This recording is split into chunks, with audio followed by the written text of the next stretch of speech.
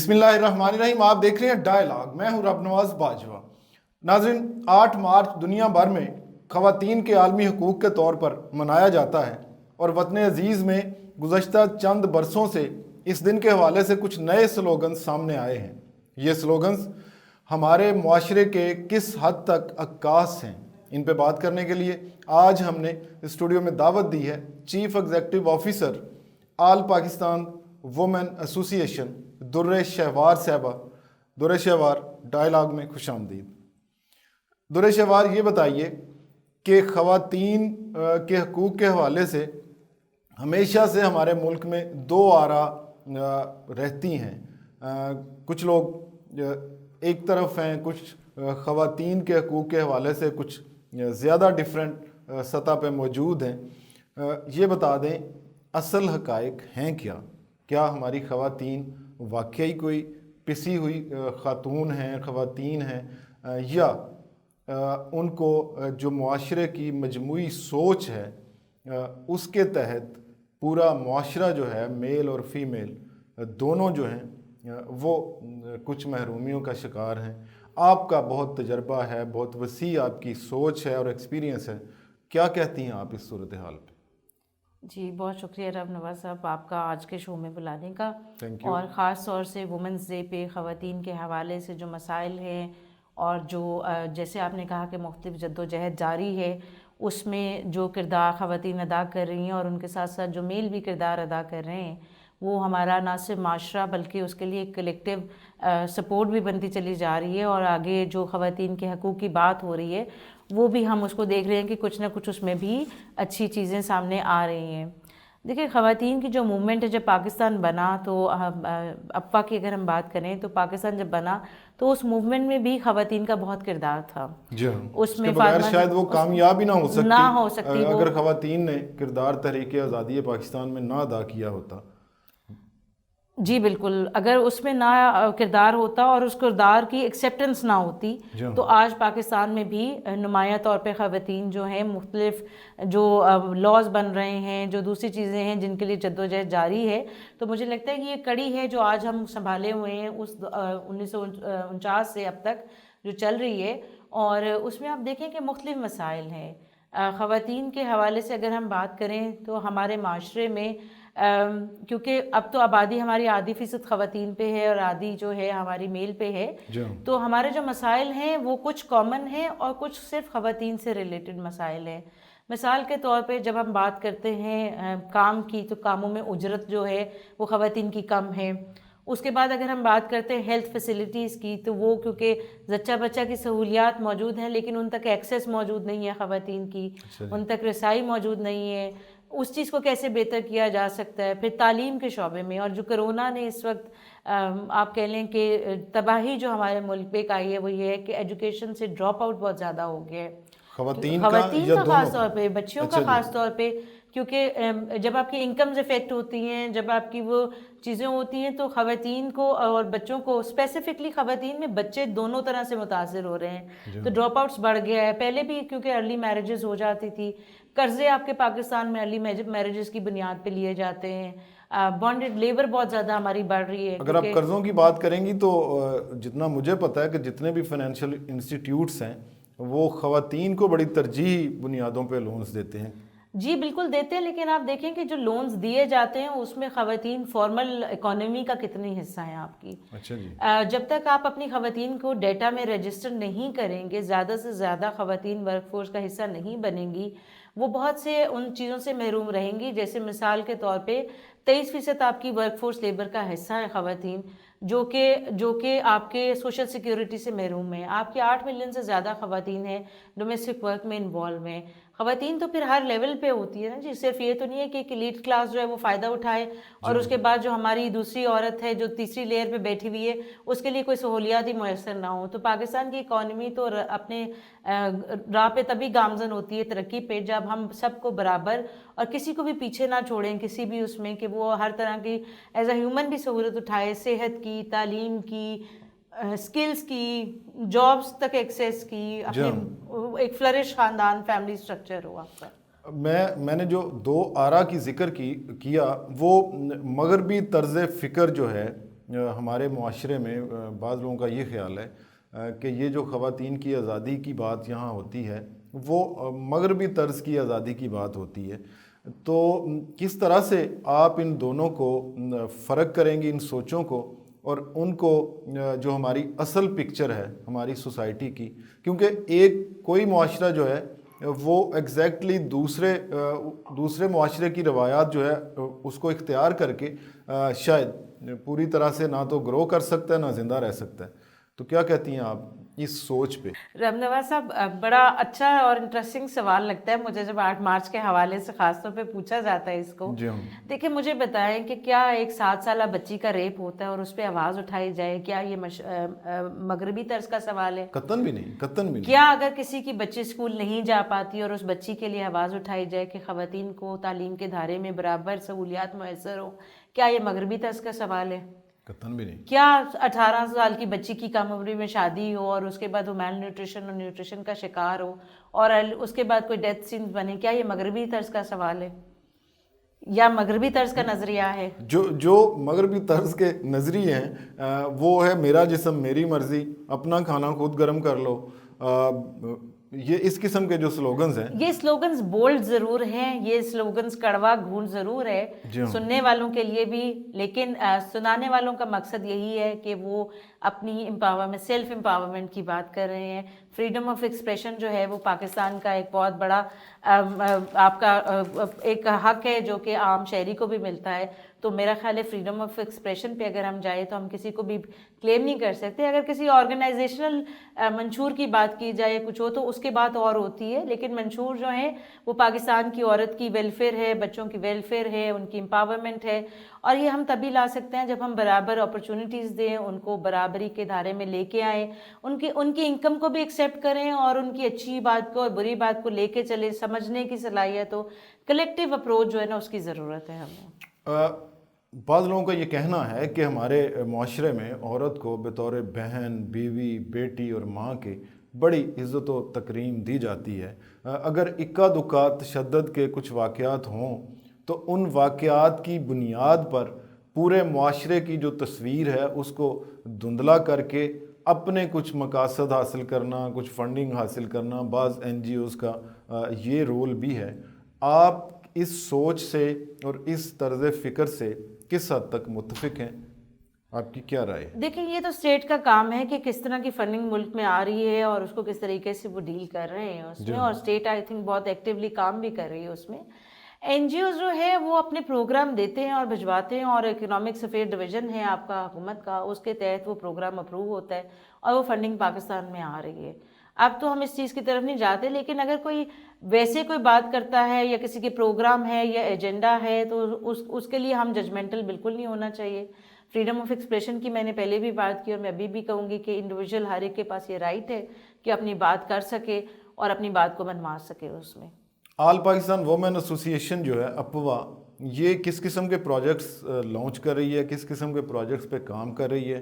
خواتین کے اور خاص کر بچوں کے حوالے سے بھی آپ کی خاصی کوششیں ہیں، اس بارے میں کچھ بتا دیں. دیکھیں اپا جو ہے نا اس کا شروع مائیگرنٹ وومنز آئی تھی جب پاکستان میں، جب پارٹیشن ہوئی. اچھا جی. تو رانا لیاقت علی خان صاحب کا جو ویژن تھا وہ یہی تھا کہ وہ خواتین یہاں پہ آ کے کس طریقے سے اپنی اور اپنے بچوں کی دیکھ بھال کر سکیں. کیونکہ بہت سے مرد اس جنگ کے دوران بھی آپ کو پتہ ہے بہت ساری عورتیں شہید بھی ہوئے تھے، بیوہ بھی ہوئی تھی، گم ہو گئے. ان کا وہ بہت سے مسئلے اس وقت پڑے تھے. تو اس وقت انہوں نے سوچا کہ خواتین کے لیے ایسا کوئی کام کیا جائے، کیونکہ سرکار تو اپنا ایک سنبھالتے اس کو ٹائم تھا، جنگ حالت جنگ بھی تھی، مختلف مراحل چل رہے تھے. تو انہوں نے کہا کہ جو خواتین ہیں ان کو، جو ہم خواتین جو بیٹھی ہوئی ہیں وہ کس طرح سے ان کی مدد کر سکتی ہیں. تو انہوں نے جیل تھا جہاں پہ پہلا سینٹر بنا، درخت کے نیچے پہلا اسکول بنایا، اور وہ بڑھتے وہ ایک بہت بڑی لیگیسی وہ ان کی مینٹین ہے ابھی بھی. تو آپ دیکھیں کہ اپوا اس وقت 43 شہروں میں موجود ہے، جہاں پہ اسکل سینٹرز ہیں، ایجوکیشن ہے، ہیلتھ کے سینٹرز ہیں جہاں اویئرنیس دی جاتی ہے آپ کو. اس کے علاوہ لیگل ایڈ ہے، آپ کو فیملی لاز پہ اویئرنیس ملتی ہے، آپ کو اگر کوئی کیسز ہیں، انہیریٹنس کے کیس ہیں وہ آپ کو دیے جاتے ہیں، اس میں مدد دی جاتی ہے. ہماری عورت کا اصل مسئلہ یہ ہے کہ جب وہ اپنی کیس کے لیے باہر نکلتی بھی ہے، اپنی مسئلے کے لیے نکلتی ہے، تو فائنانشیل برڈن اس کا ایک بہت بڑا مسئلہ ہے. تو اپوا جیسا ادارہ جو ہے وہ اس میں لیگل سپورٹ پرووائڈ کرتا ہے، اس میں ان کو اور اس کے علاوہ ہم کیریئر کاؤنسلنگ پہ بہت کام کرتے ہیں کہ ہم خواتین کے اندر کام کو کرنے کی صلاحیت جو ہے وہ کس طرح سے دی جائے، اس کو اپڈیٹ کیسے کیا جائے، پھر نئی ٹریننگز کا انعقاد بھی کیا جاتا ہے جو کہ کن شعبوں میں؟ یہ جیسے ٹیچرز ٹریننگ ہو گئی، گاہے بگاہے ان کو اپڈیٹ ملتا رہتا ہے کہ آپ کس طریقے سے اپنے پروفیشن میں بچوں کی تربیت کریں. ہیلتھ کے شعبے میں ہے کہ ہیلتھ میں ریفریشرز جاتے ہیں. اسکلز میں جو لیٹسٹ ٹریننگز ہیں، آج کل ای کامرس کی ڈیجیٹلائزیشن کا دور ہے، تو ہم خواتین کو اس دھارے میں بھی شامل کر رہے ہیں. ہم ایک نیا ٹیکنیکل کالج بھی افا کا ادھر جیل روڈ پہ کوشش کر رہے ہیں کہ اس کو اگلے 1-2 مہینے میں اس کو انوگریٹ کریں، جس میں خواتین اپنی ایک اسپیس محسوس کر سکیں، وہاں پہ آئیں اور وہاں سے وہ جو نئی لیٹسٹ سرٹیفکیشنز ہیں اسکل بیسڈ وہ لے سکیں. ہم نے ایک نیا ٹول ہے start and improve your business کا، وہ شروع کروا رہے ہیں کیونکہ کرونا نے جو چیز واضح کی وہ یہ تھی کہ نوکریاں تو موجود نہیں ہیں. جی بالکل، اپنا کام ہی کرنا پڑے گا. اپنا کام آپ کو جو ہے نا وہ کسی نہ کسی لیول سے شروع کرنا پڑے گا. اور ہماری جتنی این جی اوز ہیں یا دیگر جو ادارے ہیں، جب خواتین کی ٹریننگ کی بات کی جاتی ہے تو یہ سلائی کڑھائی اور اس قسم کے 1-2 شعبوں سے باہر نکلتے ہی نہیں. کیا دنیا میں بہت ساری ایسا کام نہیں ہے جو خواتین کر رہی؟ کون سا کام جو نہیں کر سکتی؟ تو کیا کوئی افواہ جو ہے یا دیگر جو اس قسم کی آرگنائزیشنز ہیں، کیا وہ نئے جو بزنسز ہیں اس طرف بھی آ رہی ہیں کہ نہیں؟ جیسے فرض کریں موبائل ٹھیک کرنا عورت کیوں نہیں کر سکتی یا باقی چیزیں کیوں نہیں کر سکتی، تو کیا کچھ نئے سکلز بھی آپ سکھا رہی ہیں؟ رب نواز صاحب، آپ شاید حیران بھی ہوں گے اس بات ہے کہ ہم نے آج سے 6 سال پہلے آپ کو پتہ ہے جو سولر پینلز ہیں یہ کہیں پہ بھی بنتے تو نہیں ہیں نا، اسمبل ہوتے ہیں نارملی. تو ہم نے جب ٹریننگ شروع کی تو ہم نے اپنی خواتین کو اسمبل کرنا سکھائے. اچھا جی. اس ٹریننگ کے اندر وہ چھوٹی سی ٹریننگ تھی، وہ تقریباً 2 سے 3 ماہ کے اس میں ٹائم تھا وہ. تو اس میں خواتین نے جب یہ سیکھا تو ساتھ ساتھ انہوں نے ساکٹس ٹھیک کرنا بھی سیکھ لیے، بجلی کی تار ٹھیک کرنا سیکھ لی، استری کی تار ٹھیک کرنا سیکھ لی اس ٹریننگ کے دوران. اور اس کا بہت اچھا فائدہ یہ ہوا کہ باٹا پور سے 3-4 خواتین ہمارے پاس آئی تھیں اس ٹریننگ میں، تو انہوں نے اس میں یہ سیکھا تو انہوں نے جا کے چھوٹی چھوٹی سی اپنی میکینک شاپس جیسے ہوتی ہیں یہ وہاں پہ ڈیولپ کی، اور وہ یو پی ایس ہو گیا، وہ سولر پینل ہو گئے، وہ اپنے گھر سے اپنے محلے میں انہوں نے کم از کم کام شروع کر دیا تھا اس چیز کا. تو یہ کنٹینیوٹی آگے چلنی چاہیے. جو خواتین کے ٹیبوز ہیں، جو ایک امپریشن ہے کہ دستکاری سے وہ آگے نہیں نکل سکتی، بس وہی تک ان کو شاید وہ چیز تبدیلی مانگتی ہے. وہ صرف خواتین اس میں تبدیلی نہیں لا سکتی، وہ معاشرتی کلیکٹیو اپروچ اس میں چاہیے کہ خواتین. بات یہ ہے کہ جب ہم برابری کی بات کرتے ہیں تو ایکول اپرچونٹیز تعلیم میں ہوں، ہیلتھ میں ہوں، اتنی ہی ایکسیس ہو، اتنی ہی چیزیں ہوں جس سے وہ جائے پھلے پھولے اور ایک اچھا معاشرہ جنم لے. جب آپ برابری کی بات کرتی ہیں تو برابری کے صرف حقوق کی بات کرتی ہیں یا فرائض کی بھی؟ دیکھیں فرائض تو آپ کی انڈرسٹینڈنگ ہے. کہیں پہ فرائض میں کسی مذہب میں یہ تو نہیں لکھا کہ تم نے کھانا 8 سے 9 بنانا ہے یا 9 سے 10 بنانا ہے. یہ تو مرد کی اور عورت کی انڈرسٹینڈنگ ہے. اس نے جس طرح سے اس چیز کو چلانا ہے وہ چلائیں اس چیز کو، اپنے سیٹ اپ کو. اور میرا ذاتی خیال یہ ہے کہ اس کو ہم ایک ریشنلی ایک سٹینڈرڈ نہیں کر سکتے، کیونکہ ہر ایک کے گھر کا ماحول فرق ہوتا ہے، ہر جگہ کا ماحول فرق ہوتا ہے. آپ اس کو اس کے مطابق ہی چلا سکتے ہیں اس چیز کو جا کے. تو وہی آپ نے اس کو دیکھنا ہے اس میں. ناظرین، چیف ایگزیکٹو آفیسر آل پاکستان وومن ایسوسی ایشن درہ شہوار صاحبہ سے ہماری گفتگو جاری ہے. ابھی لیتے ہیں ایک چھوٹی سی بریک، اور جب بریک کے بعد واپس آئیں گے تو ان سے پوچھیں گے کہ کچھ ٹی وی چینلز پہ بعض اس قسم کے ڈرامے جن میں خواتین کی تکریم کا اس طرح سے خیال نہیں رکھا جا رہا، جو کیا وہ ہماری سوسائٹی کی کے عکاس ہیں، اس پہ بات کریں گے. ہمارے ساتھ رہیے گا.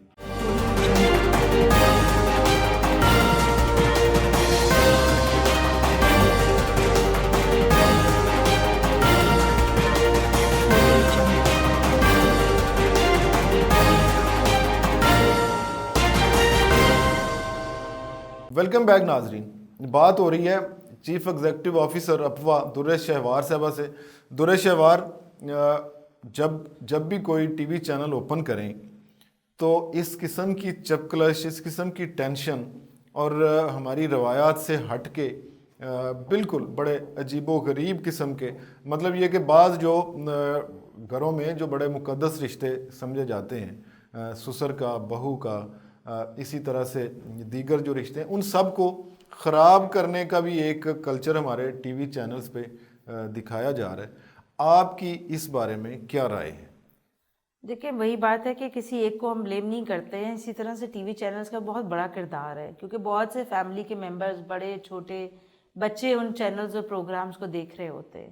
تو اگر میں بات کروں اپنی سرفنگ کی یا بات کرنے کی، تو جب ہم چھوٹے ہوتے تھے تو ہمارے والدین کو پتہ ہوتا تھا کہ آج جمعہ ہے، آج اتوار ہے، صبح 8 سے 9 ہم نے یہ پروگرام دیکھنا ہے. اور اب تو جیسے ہی آپ دیکھتے ہیں اس میں مختلف روایات جو ہے ان کو دکھایا جا رہا ہوتا ہے، جو کہ شاید آپ کے کلچر کا اتنا کامن حصہ نہیں ہوتی، جس سے عام آدمی کی زندگی بھی متاثر ہونا شروع ہو جاتی ہے. جی ہاں، بعض لوگ تو یہ بھی کہنا شروع ہو گئے ہیں کہ یہ جو رائٹر ہیں یہ جو چیزیں بیان کرتے ہیں یہ ہمارے معاشرے کی عکاس نہیں، ان کے اپنے حالات کا کوئی وجہ ہے. بالکل. پاکستان میں ہیومن ڈیولپمنٹ کی بھی ضرورت ہے نا جی. ہیومن ڈیولپمنٹ جب تک آپ کی نہیں ہوگی، آپ کا جو کانسٹیٹیوشن ہے، آپ کے جو امپلیمنٹیشنز ہیں، وہ کہاں سے ہو سکیں گی؟ کیونکہ جب کسی کو پتہ ہی نہیں کہ آئین کیا ہوتا ہے، کسی کو یہ نہیں پتا کہ تہذیب کیا ہوتی ہے، کسی کو یہ نہیں معلوم اس چیز کے اندر کہ کس طرح سے ان چیزوں کو چلایا جانا ہے اور اس کا کانٹینٹ کون بنا رہا ہے، اس کا ایکسپیرینس کیا ہے.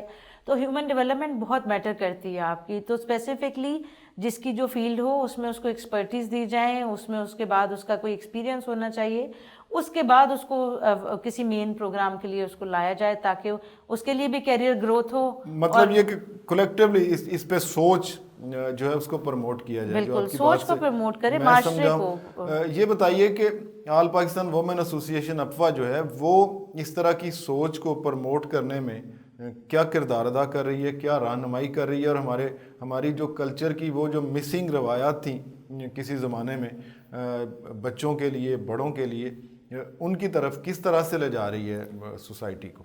بالکل جی. دیکھیں ایک تو یہ ہے کہ ہم صرف 8 مارچ کو کوئی پروگرام نہیں کرتے، ہم سارا سال جو ہے وہ سارا سال آپ 8 مارچ مناتے ہیں. 8 مارچ مناتے ہیں ہم. اور ہم نہ صرف مناتے ہیں بلکہ اس کے ساتھ ساتھ ہم ان چیزوں کو، ان چیلنجز کی بھی ساتھ ساتھ بات کرتے ہیں جو کہ 8 مارچ کو منانے میں اہم کردار ادا کرتی ہیں.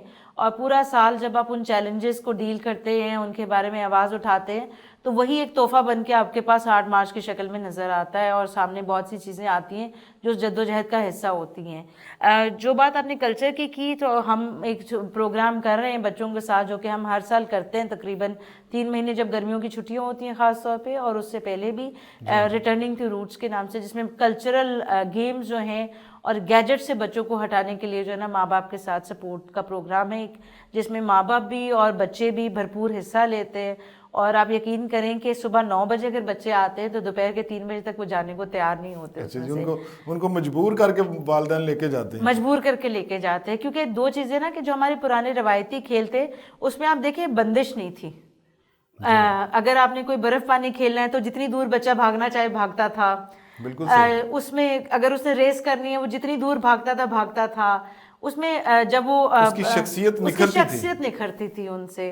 اب تو بندش والی سپورٹس ہیں بہت زیادہ. ایک باؤنڈری بنا دی جاتی ہے، اس کے اندر آپ پلے کر رہے ہیں، اس کے اندر آپ بیٹھے ہوئے ہیں یا کھیل رہے ہیں. تو بہت سی ایسی چیزیں ہیں جو بچوں کی نشو و نما میں بہت اہم کردار ادا کرتی ہیں. درہ شہوار ہماری مختلف حکومتوں نے اور خصوصاً موجودہ حکومت نے کچھ نئے قوانین متعارف کروائے ہیں جن میں ویمنس کا پراپرٹی رائٹ کا ایکٹ ہے، جن میں ہراسگی کے خلاف بڑا کچھ سالوں سے یہ چل رہا ہے. اس حکومت نے بھی اس کو آگے بڑھایا ہے. خواتین کو ہراساں نہ کیا جائے، ورک پلیس ہراسگی کے حوالے سے قانون سازی کی گئی ہے. آپ ان قوانین کو اور حکومت کی ان کوششوں کو کس نظر سے دیکھتی ہیں؟ دیکھیں پچھلی حکومت نے بھی اور اس حکومت نے بھی بہت سے اچھے اقدامات جو ہیں وہ کیے ہیں. اور بات یہی ہے کہ لاز تو بہت بن رہے ہیں لیکن امپلیمنٹیشن جو ہے نا ان کی وہ بھی بہت ضروری ہے. اس کے رولز بننا بھی بہت ضروری ہے. کچھ قوانین ہمارے 70 اس میں پاس ہوئے ہیں پچھلے 20-30 سال سے، لیکن ان کے ابھی تک رولز ہی نہیں بن سکے، ان کی امپلیمنٹیشن ہی نہیں ہو سکی. تو صرف رولز بنانے سے، قوانین بنانے سے خواتین کی امپاورمنٹ نہیں ہوگی جب تک اس کی صحیح معنوں پہ امپلیمنٹیشن نہ ہو، اس کی گورننس نہ ہو اور ان چیزوں میں تبدیلی کے لیے ریگولر میٹنگز نہ ہوں. اور اس کے علاوہ حکومت، NGO اور عام شہری کو ایک میز پہ بیٹھنا بھی بہت ضروری ہے. اچھا جی، ون پیج پہ آنا اپنے. کیونکہ دیکھیں اگر آپ آج بیٹھ کے یہاں سے کہیں کہ جی میرے شو کا ایجنڈا صرف یہ ہے اور آپ نے صرف بات کرنی ہے پانی کے اوپر، تو میں کہوں گی کہ اگر پانی پہ بات کرنی ہے تو پانی کا مجھے تو نہیں پتا اتنا زیادہ، تو پانی کے محکمے کو بھی بلا لیں آپ، جو شہری پانی سے محروم جب ہے، تک تمام اسٹیک ہولڈرز کا ایک بیٹھنا جگہ بہت پہ نہ ضروری ہے۔ ہوں گے چیزیں ہو نہیں سکتی۔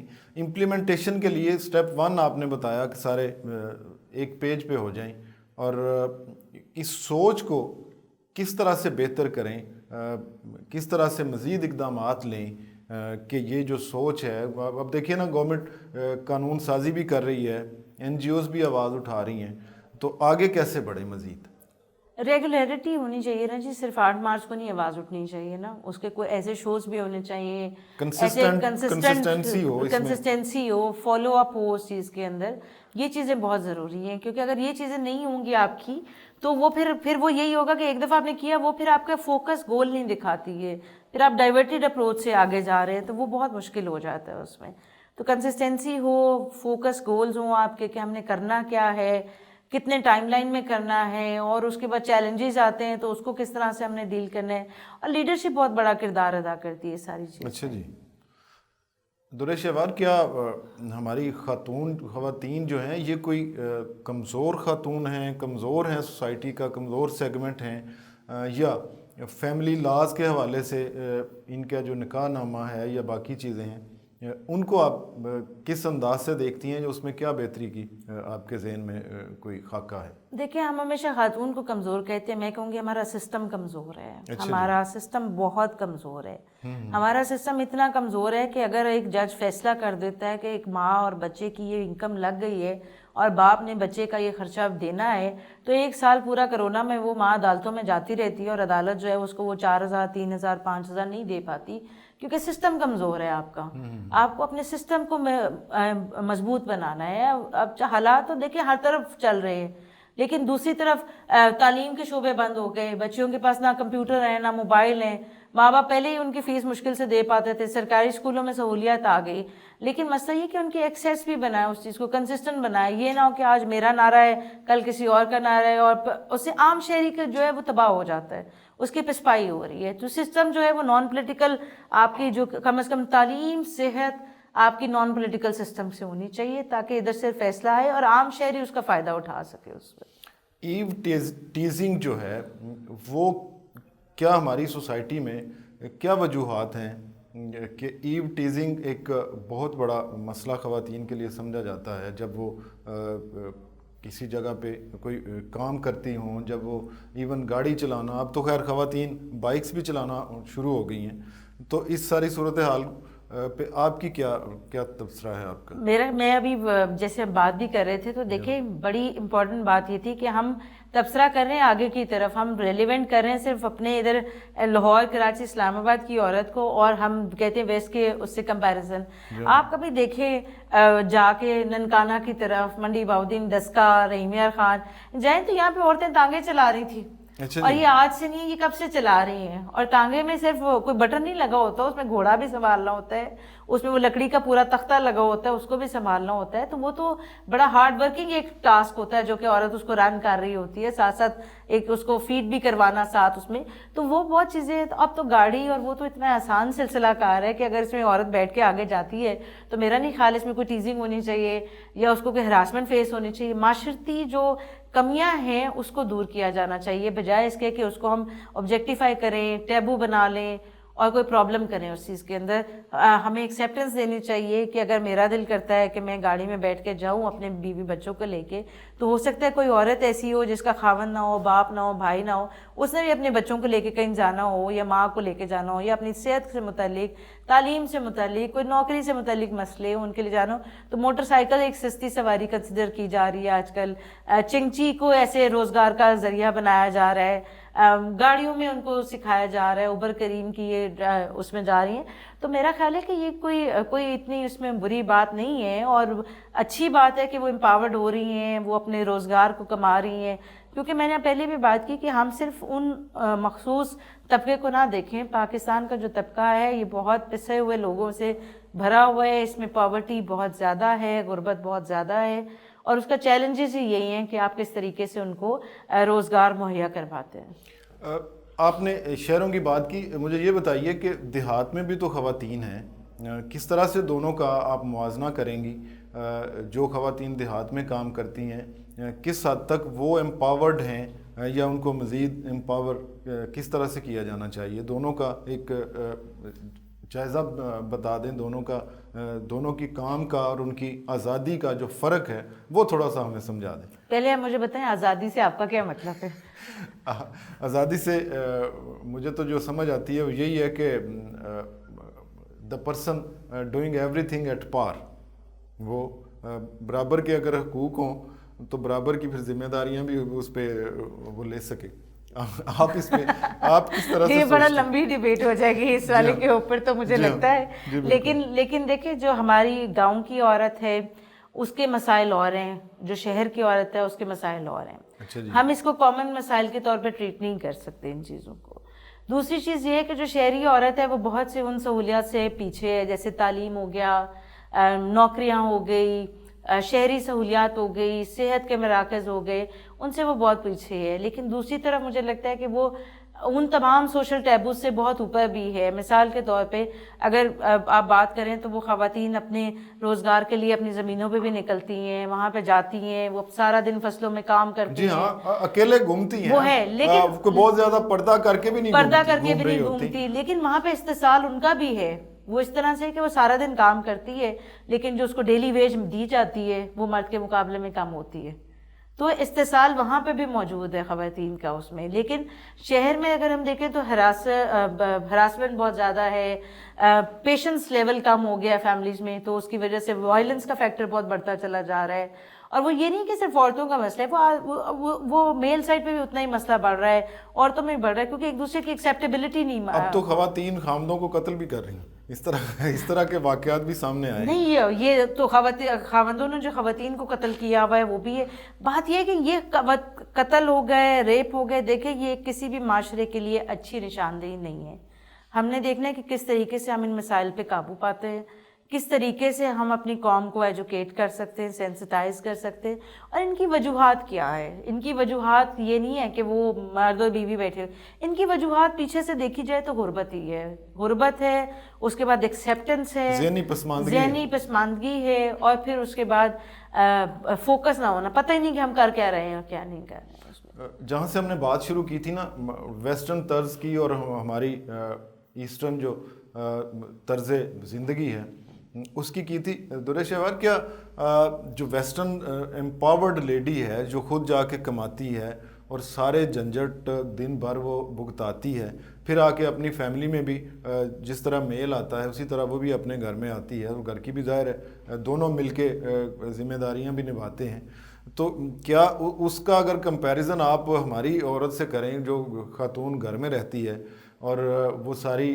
فیسلٹیز بھی انجوائے کرتی ہے اور کہیں اس کو جانا آنا بھی نہیں پڑتا، تو مجھے تو بعض مختلف ممالک کی بعض خواتین نے اس طرز زندگی کو بڑا ایڈمائر بھی کیا ہے۔